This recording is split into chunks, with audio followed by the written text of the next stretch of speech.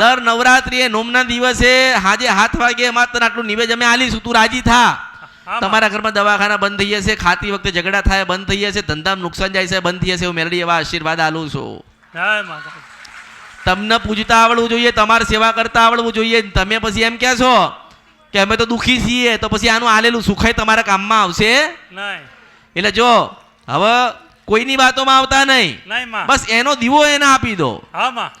માણસને તમે 25 રૂપિયા કોઈની પાસે માગતા હોય તો ના મળે તો શું કરશે? જીત કરે ને, જબરજસ્તી કરશે ને. દીવો નહીં મળતો એટલે જબરજસ્તી કરશે. જેમ જેમ તમે એને યાદ કરશો, મેં તો તમને શું કીધું કે બધા ભેગા થાવ અને એના પગે પડી જાઓ.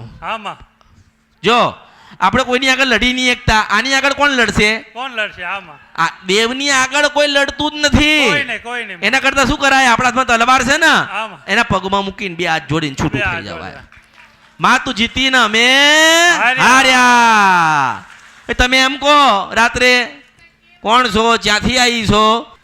એટલે નાના બનો, એના પગમાં પડી જાઓ. આ તમને દુઃખ દેવા નહીં આવી, તમને સુખી કરવા આવીશ. હા બસ શાંત થઈ જાઓ. ન્યાય મળ્યો એટલે હવે શાંત થઈ જાઓ.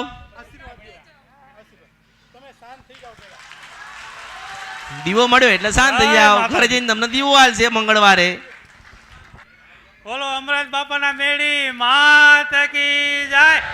નમઃ પાર્વતી પતય હર હર મહાદેવ.